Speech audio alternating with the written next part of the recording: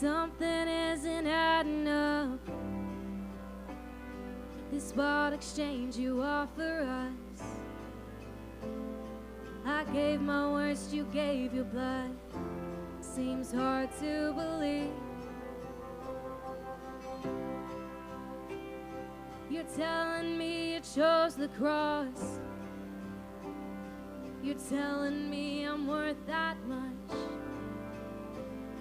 If that's the measure of your love, how else would I sing? But completely, deeply, sold out, sincerely abandoned. I'm completely, freely, hands to the ceiling and enamored. My one life endeavor to match your surrender, to live and not my will but yours. I'm completely, deeply, don't care who sees me abandoned. Oh, I surrender all.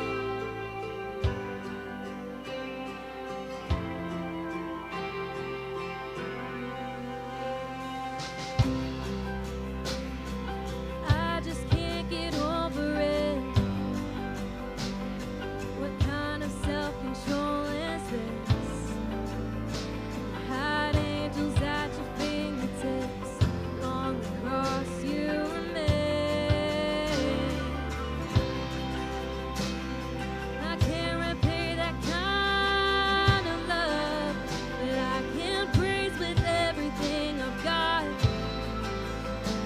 Since death had all its power on, and just like the grave, I'm completely, deeply, sold out, sincerely abandoned.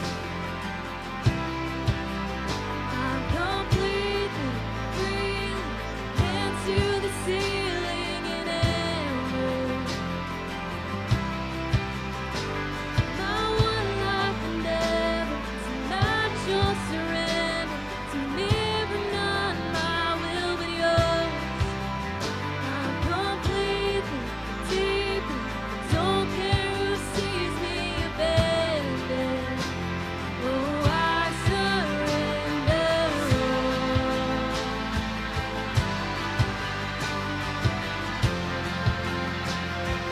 I surrender all.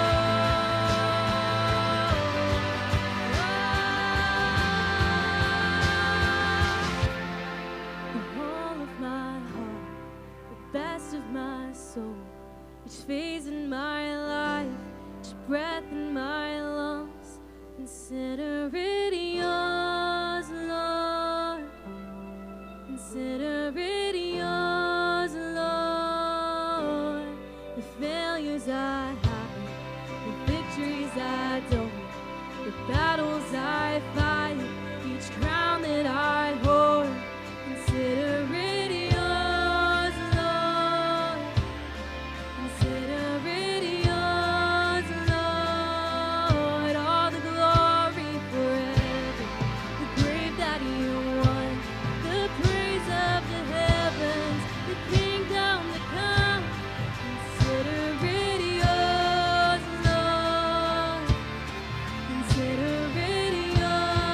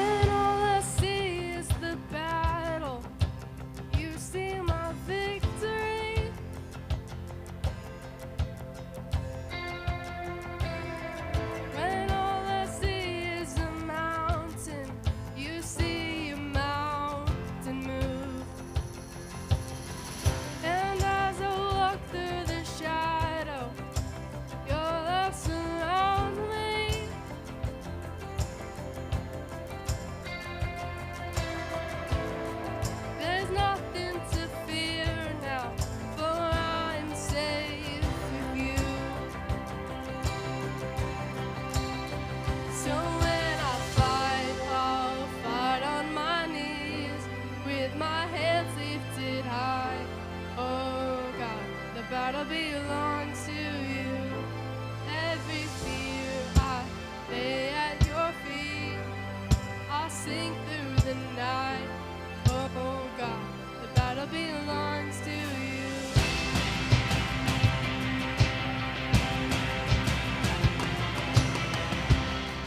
And if you are for me, who can be against me?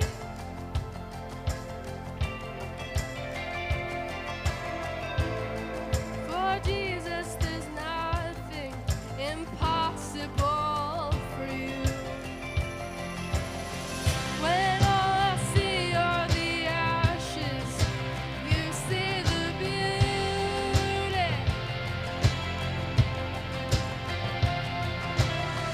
When all I see is the cross, God, you see the empty tomb.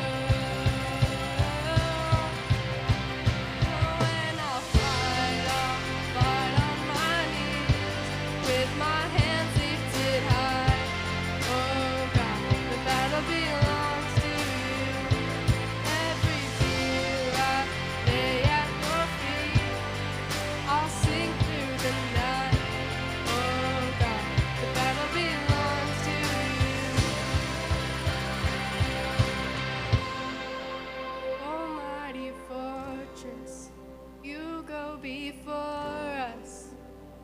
Nothing can stand against the power of our God. You shine in the shadows, you win every battle. Nothing can stand against the power of our God. Almighty fortress, you go before us. Nothing can stand against the power of our God. You shine in the shadows, you win every battle. Nothing can stand against the power of our God. Almighty fortress, you go before us. Nothing can stand against the power of our God. You shine in the shadows, you win every battle. Nothing can stand against the power of our God. So when I'll fight on my knees with my hands lifted high. Oh God, the battle belongs to you. Every fear I lay at your feet. I'll sing through the night. Oh God, the battle belongs to you. Oh God, the battle belongs to you.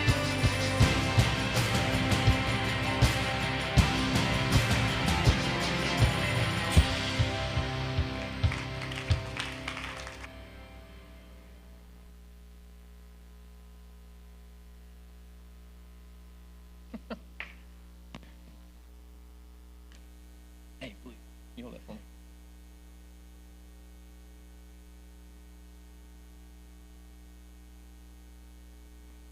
Thanks, man. What's up, guys? How are y'all doing? This may sound a little weird to start with. It sounds weird to me, but hopefully we'll get this sounding all right. All right. First of all, let's give it up for the worship team. Can y'all give them a hand? Guys, I will tell y'all, it is very difficult to stand up in front of people and be vulnerable like that. How many of y'all love to be on stage in front of everybody, and especially your peers? Like 5 of you, right?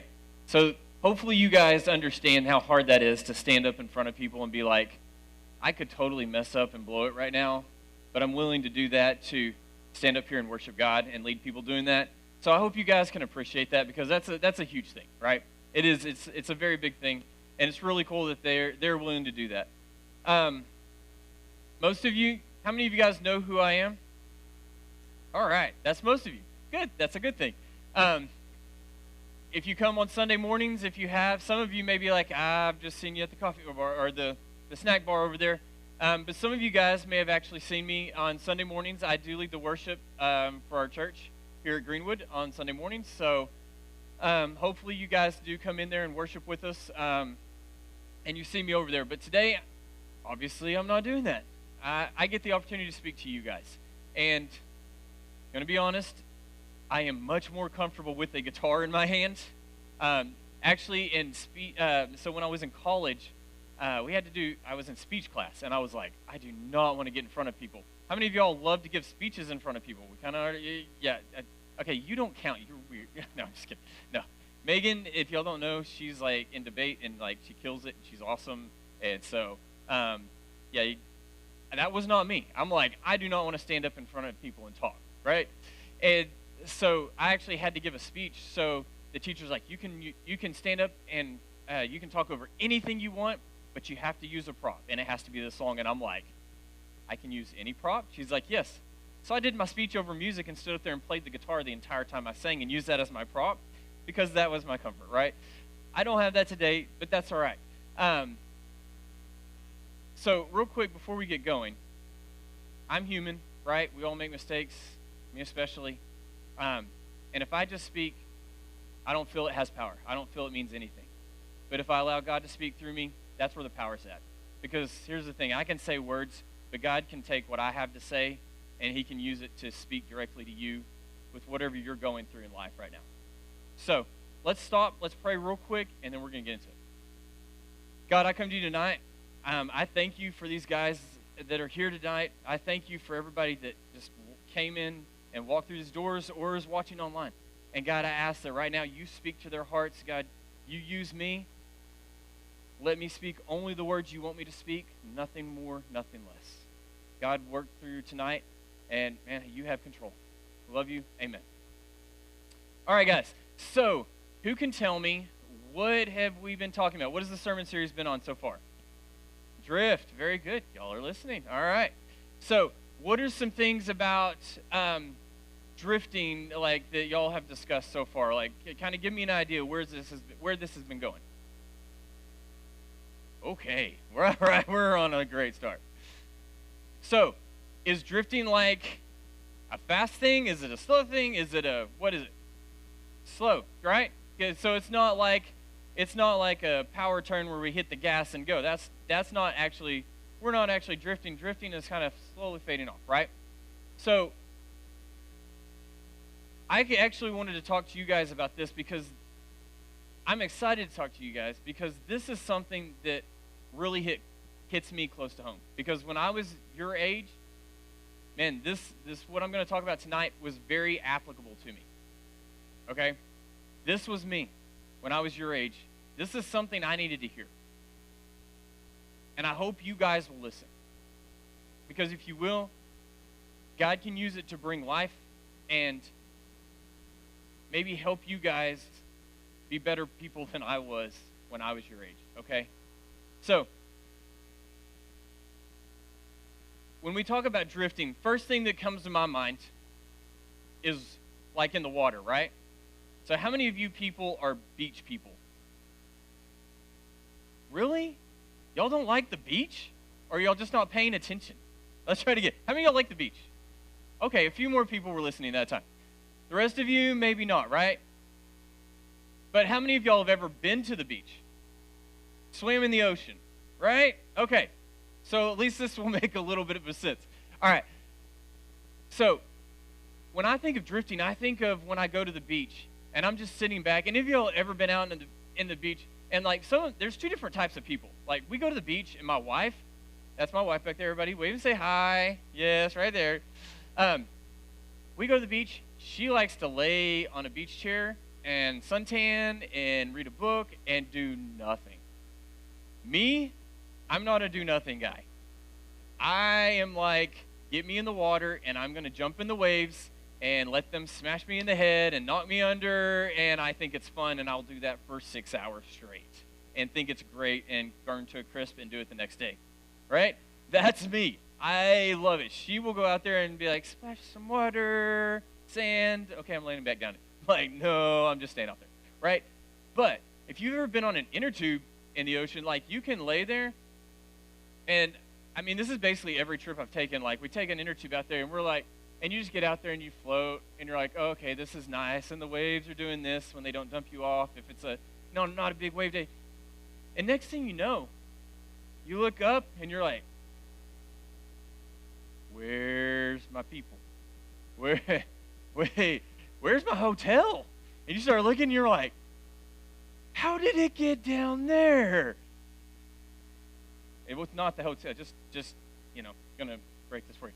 It wasn't the hotel that moved. It was you, right? But you're just laying there. You don't think anything about it. And all of a sudden, you have drifted like a long way. And you're like, man, I got to go all the way back that way. Have any of y'all ever done that before? And like next thing you know, you're over here and you got to come back this way. And then the waves take you back this way. And you're back and forth, right? Anybody? Yeah, you know what I'm talking about, right? So when I think of drifting, I think of like that. And so I was reading, like, there's an extreme case of this, and some of you may have heard this. In 2020, this family, how many of y'all have seen those big, giant unicorn floaties? Right? Okay, how many of you have put them in a pool that was not big enough for the big, giant unicorn floaty? Right? So, yeah, we had one, literally, if somebody flipped you out of it, you were going out onto the concrete outside of the pool, because the pool was about as wide as the floaty. But, so this family went to the beach in Greece, and they put their 4-year-old girl, she had little arm floaties on, but they put this 4-year-old little girl on this unicorn floaty, and we're like, she's good. And they're just playing, and they're just not really paying attention. Next thing you know, they turn around, she's gone. She's gone. And they see her way off in the distance, and this little girl just holding on to the unicorn. Ended up a ferry that was, I don't know if it was transporting people or cars, a ferry saw her floating a mile out in the ocean by herself, right? A mile out, and rescued this little girl off this floating unicorn in the middle of the ocean. I mean, that is an extreme case of, tongue-tied there, extreme case of drifting away, right? But that wasn't, here's the thing. She didn't have a motor. She didn't have a propeller and a motor and go, vroom, and see you, parents, I'll see you. That wasn't it. It was people not paying attention, and she slowly floated off with nobody really noticing. And a lot of times, with us, that's the same thing that happens. And oftentimes, it's not like this little girl goes, man, I'm going to leave them. No, she's just hanging out. She's just holding on, and she's floating, right? And so, usually when we drifting is not really deciding to walk away. It's just we really stop paying attention. We stop being intentional. Slowly, quietly, we drift away from God, right? So we're going to hit our key verse that we've hit on several times. So Hebrews 2:1. Go ahead and put it up there, guys. Okay, so Hebrews 2:1, it says, so we must listen very carefully to the truth we have heard, or we may drift away from it. Okay. What's the first sentence there? It says we must listen carefully to the truth we've heard. We must listen carefully. That means it takes diligence. It takes effort. Okay? It takes focus. Our relationship with God takes effort. If we just be like, okay, whatever, we're not going to hold on to that truth. Okay? When we stop praying, when we stop reading the Bible, when we stop coming to church, we have it opens the door for us to start drifting away. And drifting, it doesn't feel dramatic at first. Like when that little girl started floating away, do you think she immediately looked out and was like, oh no, I can't touch my parents anymore? Maybe she was a little whiny, but maybe she was like, hey, this is fun. They're still right there. It's cool. I think it was probably a slow thing where she's like, oh, they're there. And she's just playing around, chilling, whatever. And next thing you know, she's a really, really long way away where they probably can't hear her yelling for them anymore, right? When we drift, just like she's probably just chilling on that inner tube, just hanging out.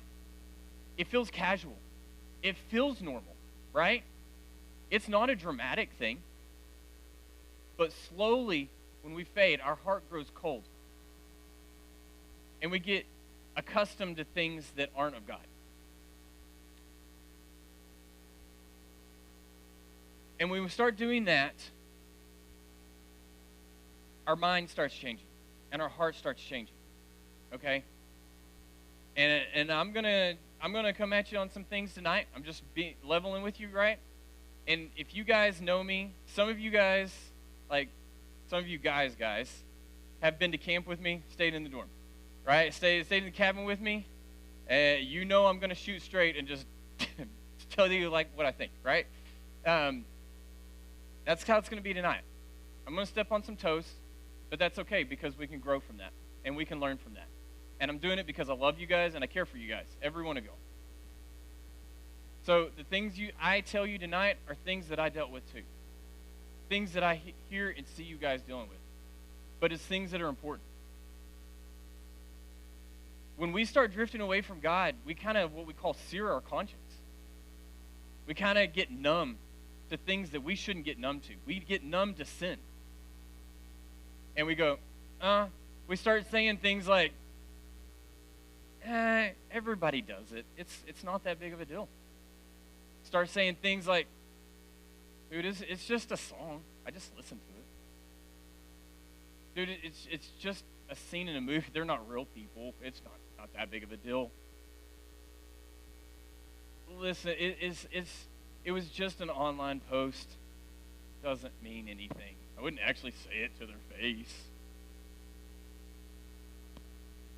These things, we start saying they're acceptable, and it starts affecting us. One of the big ones for me, when I was your age, was music. And I will tell you guys right now, obviously we talked about, I'm a worship pastor, right? So music's kind of a big deal to me, right? Do y'all get that? Yeah, and here's the thing. I used to be in engineering construction, did that for many, many years, but I was still playing music since I was like 16, 17. Now I tell people I have the greatest job in the world because I come to work, I get to play music, and then I leave here and I go teach at a school where I teach music, so I get to play music there, and then I leave there and I go home, and pretty much at night I'm like playing more music or recording and playing music, right? Because I get to do what I love. How many of y'all would love to get to do what you love every day? Like if you play sports, right? It's a pretty great gig. I love it. I am very blessed. So I'm very passionate about music. But here's what you guys need to understand. Music is something that touches all of us. I don't care what style of music you listen to. It hits us deeper than any of us realize. Like it messes, if you look at it, it gets into a part of your brain that we don't even fully understand. I mean, one of the coolest things to me is you have people, how many of y'all have a family member that has, or have had family members that have had dementia, Alzheimer's, something like with the memory, right? Most of us have been touched by something like that. One of the craziest things to me, though, is you can have somebody, a family member that sadly can't remember their family's name anymore, but they can sit them in front of a piano, and they can sit there and play a piano piece and sing every single word to a song. They can't remember anything. They can't even remember to feed themselves, but they can remember that. Music is a very powerful thing that gets into us. But what do? We go, it's just a song. All my friends listen to it. The words really don't matter. How many of y'all can still sing a song from a commercial that you heard when you were 5? Exactly. Guys, what we put in our heads through music matters. It really, really does. Music is a powerful thing. We see in Proverbs 4:23. Can we throw that up there real quick? Proverbs 4:23 says, guard your heart above all else. It determines the course of your life. Guys, what you put in you matters.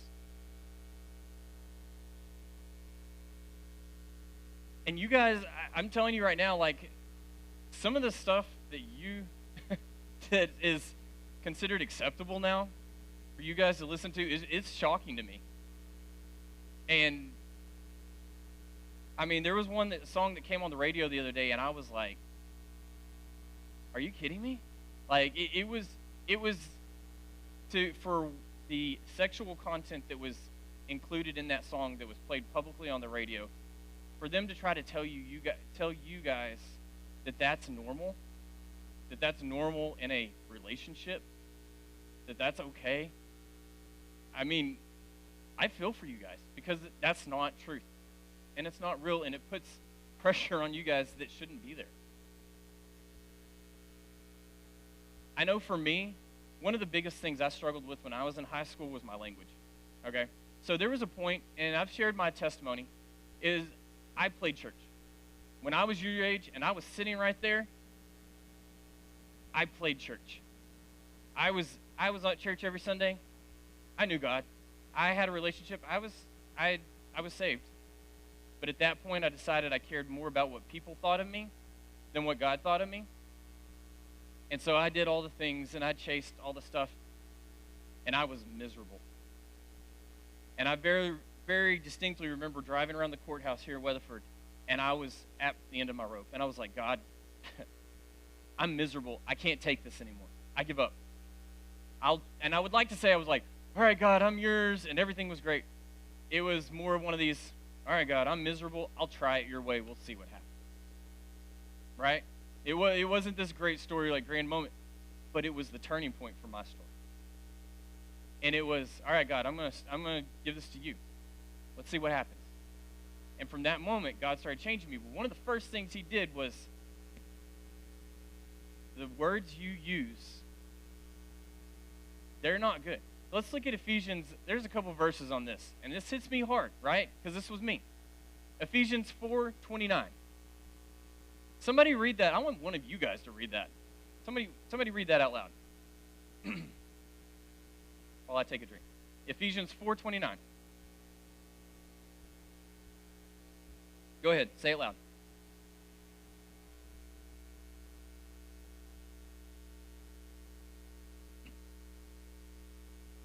I mean, that's pretty straightforward, guys. Don't use foul or abusive language. Let everything you say be good and helpful.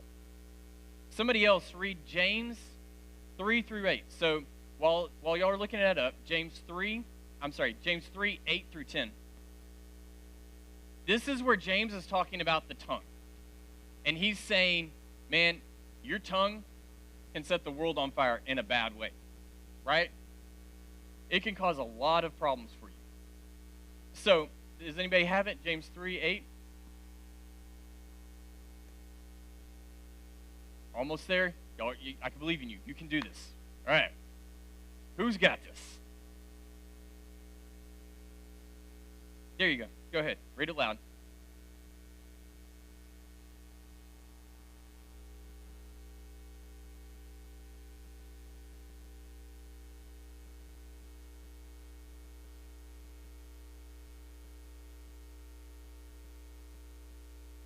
That was pretty tough for me, right?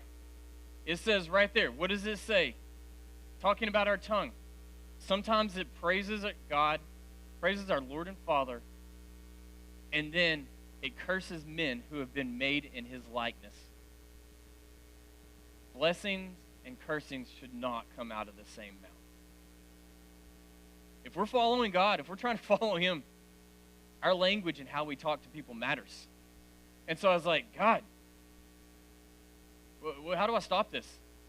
And He said, look at the music you're listening to. Now, in full disclosure, when I was a kid from the product of the 90s, and so, yes, I'm that old.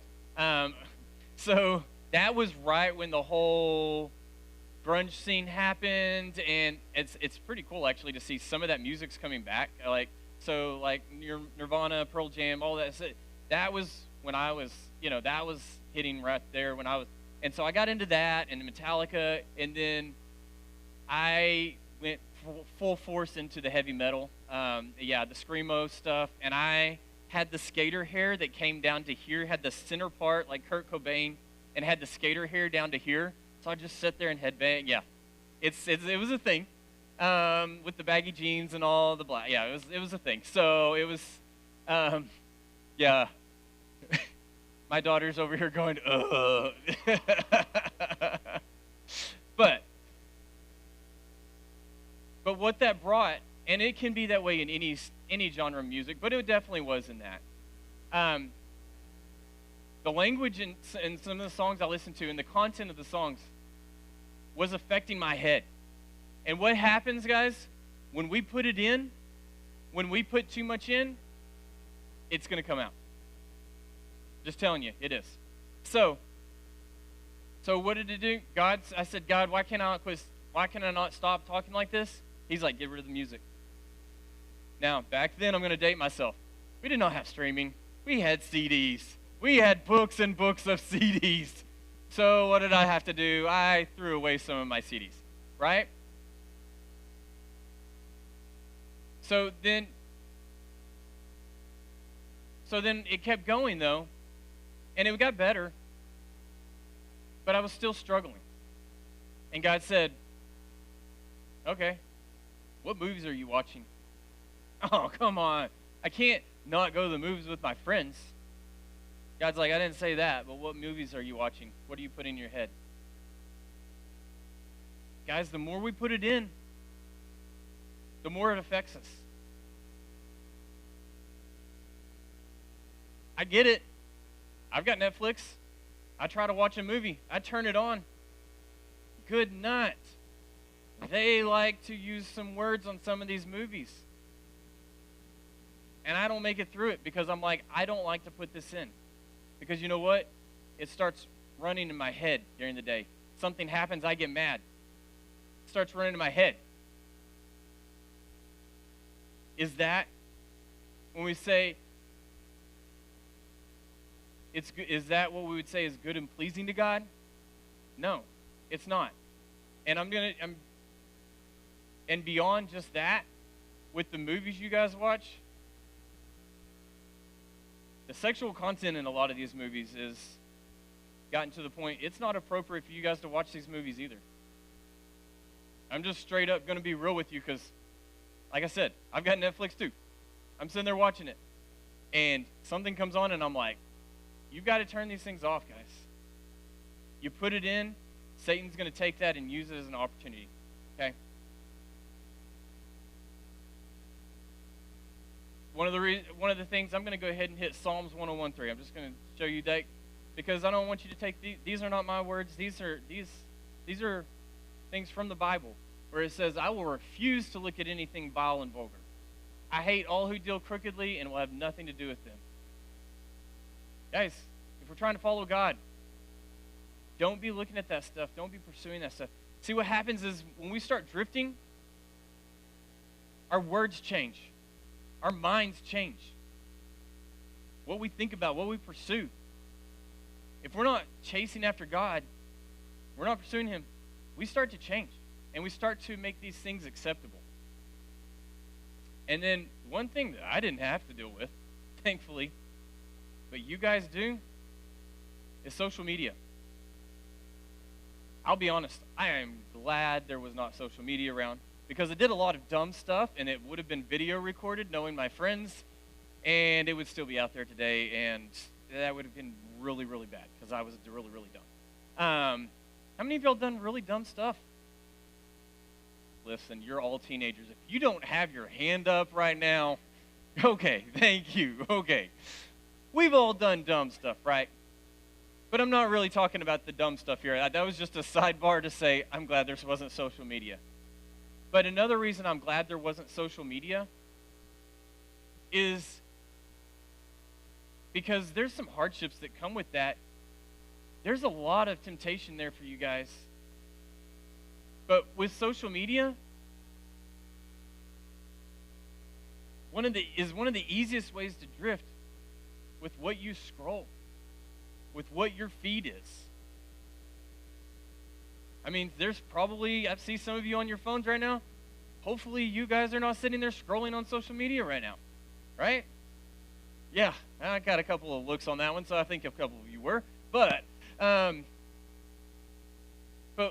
guys, what you scroll through, what you like, what you follow, what you comment affects your witness and how you come across to people. The language you guys use when you're talking to people online, the comments you leave, is it giving life or is it tearing somebody down? Guys, the language or the content of our music, when somebody jumps in your car and rides with you, would they know that you're a Christian? I'm not saying everything you listen to has to be Christian, all right? I'm a musician. I love some awesome music. I just told you what I listened to starting in the 90s, right? Some of that music's still okay. There's nothing bad with some songs just because they're a secular song. That's my personal opinion, that you can still listen to them. It's the content of the song that we have to be careful of, right? What is it talking about? What is the language in it? You guys that are, and hey, I was an athlete. I played. I know how it is to go, oh, I talk like this in church. I talk like this in front of adults and parents. But when I get out on the football field, when I get on the basketball court, I can talk like this. I'm just calling you out on that right now. Because here's the thing. The same God in church is the same God that's sitting there on the football field, that's sitting there on the basketball court. Okay? So remember, what you say matters everywhere because your witness is everywhere. People are going to look at you and go, okay, do they really believe what they say? Are they following through on it?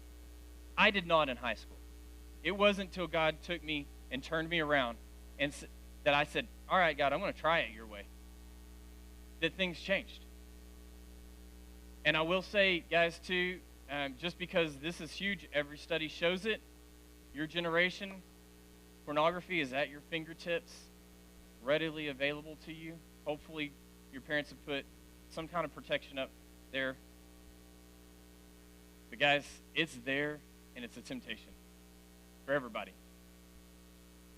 So what we look at on our phones, that can cause us to drift. Okay?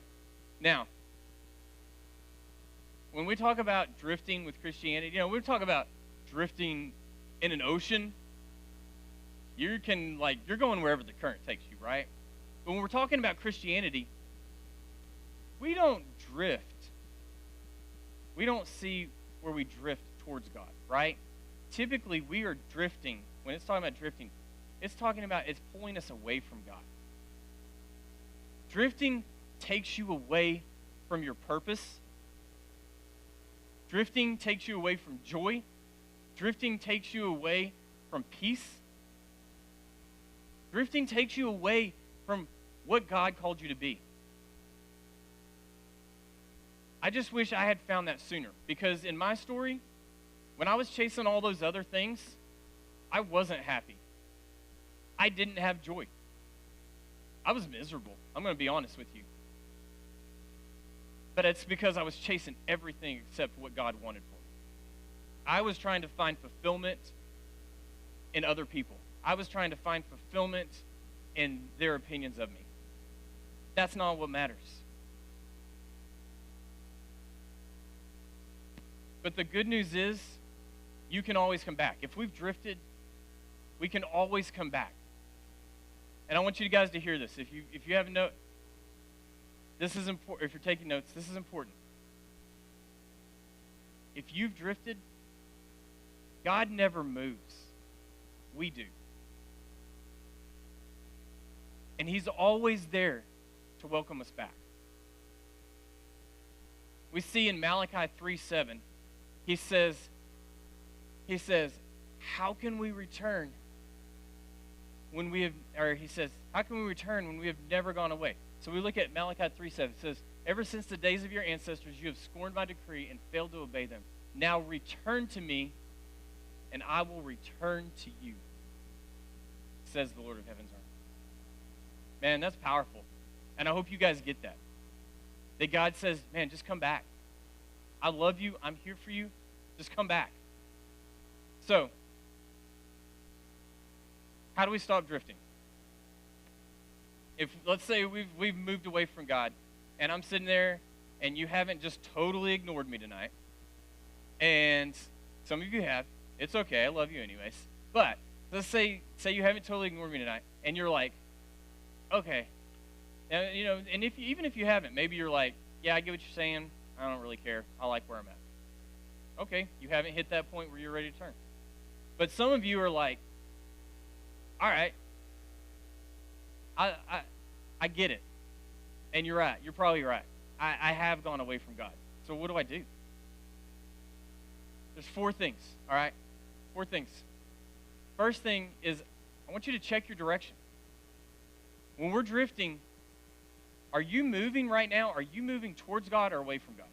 I've heard that before where people say either you're moving towards God or you're moving away. There is no in between. There's no standing still. We have an enemy that he's fighting, and he's trying to drag us away. Now, for me, that's a challenge. I hope some of you guys and ladies are kind of wired like me, and you like a challenge, and you're like, oh, okay, Satan. You want to come at me? Fine, let's do this. And if you can use that as motivation to go, all right, every day, he's coming at me, he's trying to drag me away, I'm not going to let him. Today, I'm going to decide, no, I'm going to go this way. I am going to be that light. I am going to be that inspiration. I hope you guys can take that. So check your direction. Which way are you going? Forward or backwards? Towards God or away? I can't answer that for you. You have to be honest with yourself. Because, see, I was in church. I sat there like you guys, and the adults in the room sat there and looked at me. And if any of you are watching online, thank you for being there for me and believing in me. And I'm sorry for deceiving you guys and not letting you see the full truth. But they put me on leadership teams as a youth. And they said, oh, he's a good kid. Yeah, in front of them. But I was different around my friends. Okay? So I can't answer that for you because you may be the most awesome person in the world around me. Maybe not around other people. But you can be. Number 2, choose your anchors. Okay? When we're drifting, we can find things to keep us from drifting away. What are your anchors? Prayer, Scripture, worship, church, people around you that are like you, okay? Number 3, this is a big one. If you want to follow God, like he says, you've got to choose standards over comfort. The easy thing is to go along with your friends. They're going, hey, we're going to this movie. Okay. I know it has a sex scene in it, and I know it has the F word like 483 times, but it'll be okay, even though I really don't like, and I feel that God's trying to work with me on this. Okay. They're going, God, I can't do it because they might make fun of me. If you really want to seek God, you've got to choose standards over comfort. Well, everybody else is making fun of this person. I should probably just kind of laugh along. That's not cool, first of all. Second of all, that doesn't bring life. It doesn't bring encouragement. Okay, number 4. Surround yourself with other people that want to be godly. Man, if you're trying to chase something and you're trying to be more like God and none of your friends do,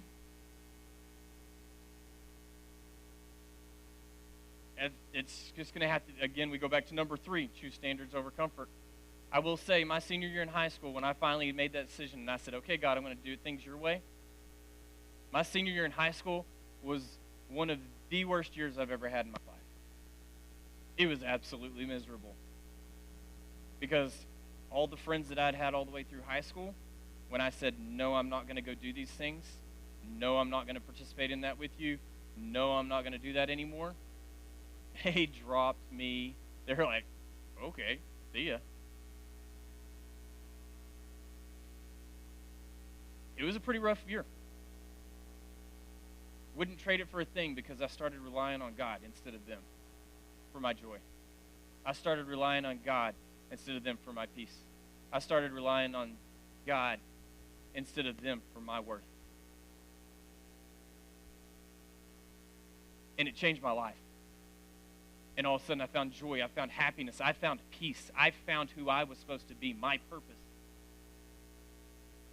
Not my purpose of who I wanted to be, of who God wanted me to be. Now maybe you guys realize that you've been drifting, not running, not just a full rejection and say, forget you, God, but I just kind of wasn't paying attention and let these things go, okay, it's not that bad. And you've kind of gone away from where God called you to be. The good news is he hasn't given up on you.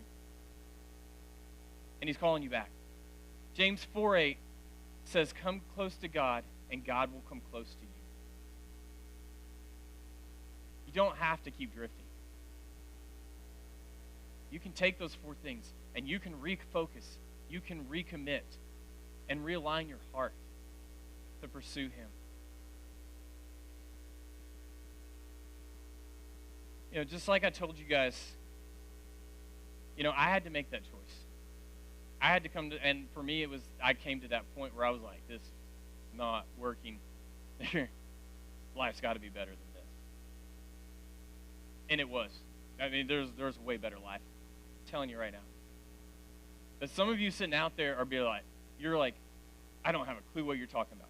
Because this, I'll be honest, what I'm speaking about tonight is for people that know God and are trying to pursue him, or at least say they are, and want to see God, right? That's who I'm talking to. Some of you out there may be like, dude, I don't have a clue what you're talking about because this is my first time in church, or this is my 30th time in church, but I still don't get it. Yeah, I've heard about this God, but y'all talk about this other stuff. That's okay. Because, see, what the Bible tells us is we can have a relationship with God, and he can change us. He can change our heart. It says we have to admit we're a sinner. And it says if you confess with your mouth that Jesus is Lord and believe in your heart that he was raised from the dead, you will be saved. It's that easy. We call it the ABCs here in our church. Admit, believe, and confess. And so if you have never asked Jesus into your heart, if you've never been to that point where you're like, all right, God, I'm gonna give it to you, and I'm gonna make you king, and I'm gonna try it your way. I'm gonna give you a chance to just kind of admit that and go through with that. I also want to take, and we're going to be done in about 5 minutes, so I'm going to make this pretty quick, but I don't want to rush it too much. I also feel like there's some of you guys that are sitting there listening. I don't know why you'd be lifting. Let's say listening. But some of you guys are sitting there listening going, man, he's right. I have kind of been drifting. I have let some of this stuff get in my life, right? I want to pray for you guys too, because like I said, this is not coming out of a place of condemnation, what I'm talking about tonight. This is coming out of a place of, I've been there. I've lived it. And I want better for you guys. So, I want everybody to just bow your heads real quick. I'm just gonna pray for you guys. The only reason I'm saying bow your head is just because I don't want anybody looking around. I want some just privacy for people to just have time just to talk with God if they need to. If you're one of those, you're like, dude, I don't have a clue what you're talking about, but I want that Jesus, I want that peace, I want that hope, then you just we're going to say a prayer, and basically, like the Bible said, you need to admit you're a sinner. So you need to say something like, and it doesn't have to be these words, but something along the lines of, God, I admit I'm a sinner. I believe that Jesus is Lord, and that he died and he raised from the grave. And I believe that he's forgiven my sins if I just ask. And I confess that he is Lord, and I want him to take control of my life. If any of y'all said that or want to come talk to me afterwards and pray, you can look up at me right now or come talk to me right after the service is over. Now, I also believe there's some of you guys that have drifted, and you know it, and you kind of feel bad about it, like, man, God's convicting you. He's talking to you, and he's like, God's saying, you feel that little bit of guilt, that twinge, and you're like, dude, I got to change some stuff. I just want to pray for you. Like I said, no condemnation. I want to be here for you. So I want to pray for you. If that's you, just hold your hand up a little bit, because I want to be able to give you a prayer. Okay? That's awesome, guys. Okay, I'm going to pray real quick. God, I just want to lift up these students. I want to lift up the ones that were bold enough to say, man, I've slipped. I've drifted.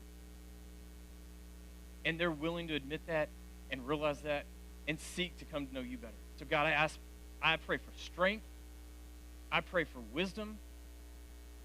God, I pray that you just put a blessing on their life and give them a fire to pursue you and to become closer to you and know you more. And God, I want to pray for these other students that if they are drifting, that they would see that and they would turn and come back to you.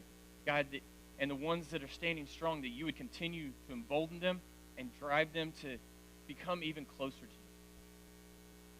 God, we thank you for who you are. We thank you for what you do for us, for our very breath that you give us every day. You are amazing, and we love you. In your name we pray. Amen. Guys, thank you for being here tonight. I know we've got have they said anything about retreat yet? Okay, so you can sign up for retreat. Okay, so we do have fall retreat coming up. It's an awesome time.